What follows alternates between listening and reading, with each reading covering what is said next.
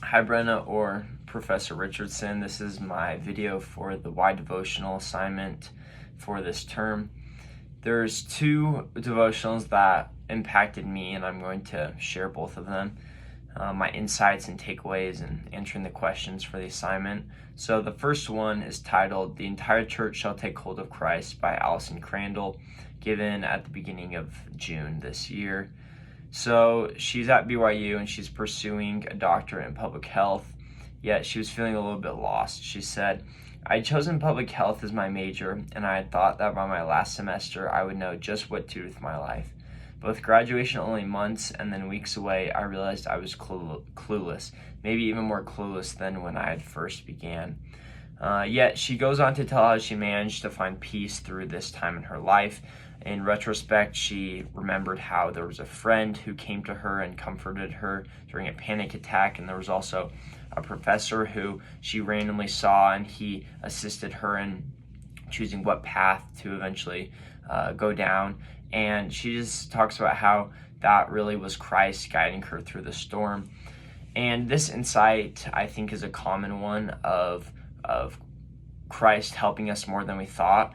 And it's simple and almost repetitive, but I think there's a lot of truth to it. I believe that the teachings in the gospel are simple, yet they're deep in meaning. And often we might, or I know myself, I kind of take things for granted and I forget about the simple truths.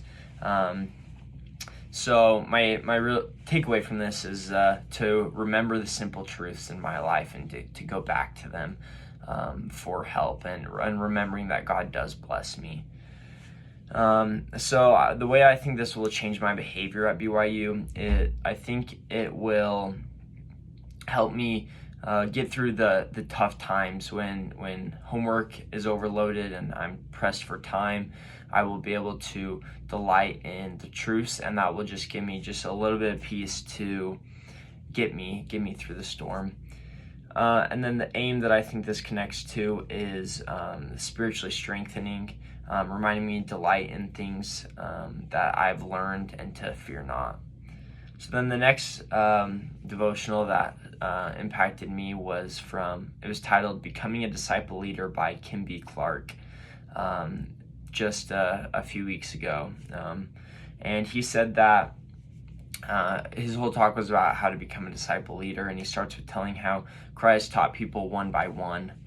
And an insight I initially had from this was that in leadership, I think people will be most receptive to you if you have an individual relationship with them. And if I ever have an opportunity to lead, I should develop individual relationships.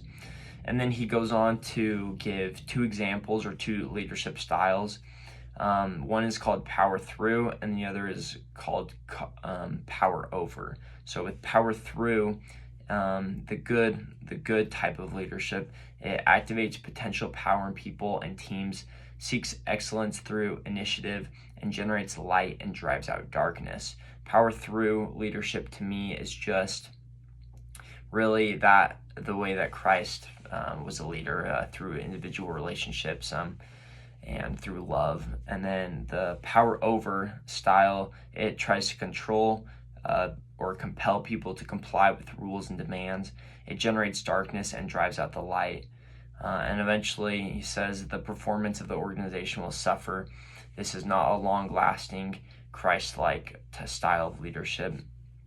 And the way this impacts me here at BYU is that whenever I have an opportunity to lead, like say in a YSA, if I get a calling, I want to be able to bring in the light and drive out darkness. And I will do that through creating individual relationships with people and loving them. And the aim that I think this connects with is character building. I want to build attributes like Christ, and I want to be able to love others, and I want to seek out the one and hopefully lead them as well for better. So overall, these are some of my insights from two devotionals that really impacted me and the way that it changes my experience here at BYU, the aims it connects with, and how it'll improve me as a person.